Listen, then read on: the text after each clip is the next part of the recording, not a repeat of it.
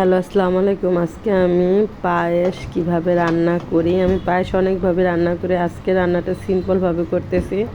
আজকে আমি এক মোট চামচ চাল পানিতে ভিজিয়ে রেখেছিলাম, তারপর ওই চালটা পানির মধ্যে ফুটিয়ে তারপর 1 লিটার দুধ দিয়ে দিলাম। দিয়ে দেওয়ার পরে চাল সহ দুধটা ফুটতে ছিল, আমি একটু নাড়াচাড়া করলাম যেন নিচে না লেগে যায়। তারপরে দেখি একটু পরে আস্তে আস্তে করে সিদ্ধ হচ্ছে।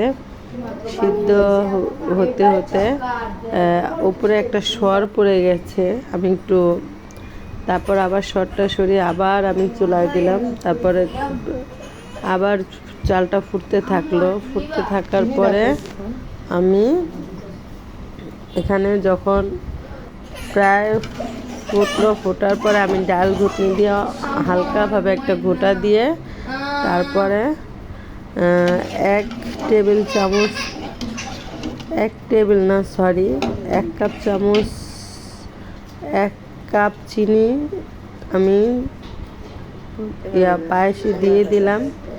দিয়ে দেওয়ার পরে বাস আমি নাড়তেছিলাম। তারপর আরেকটু পরিমাণ মতো বুঝে আরেকটু নিয়ে নিলাম। নিয়ে নেওয়ার পরে আবার চুলায় ফুটতে দিলাম, আস্তে অল্প আঁচে দিলাম। 2টা তেজপাতা সুন্দর করে ধুয়ে এখানে দিয়ে দিলাম। এই তো আমার পায়েসটা দেখলাম যে মিষ্টি হয়েছে কিনা। তারপরে এই তো পায়েস হচ্ছে। আবার একটু দেখলাম যে চিনি কম হয়েছে, তো আর একটু দেই।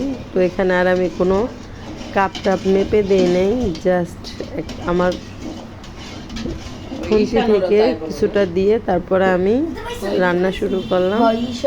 এই তো দিলাম, দিয়ে আস্তে আস্তে করে আবার জাল দিতে নিলাম। জাল দেওয়ার পরে কালারটা এরকম ঘন চলে আসছে দুধটা।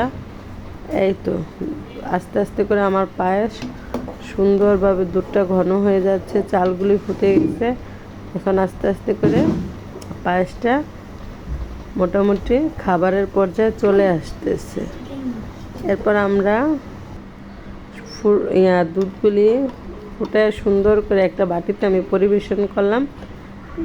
দেখেন তো আমার পায়েসটা কেমন হয়েছে বা কি। এই তো আল্লাহ হাফেজ।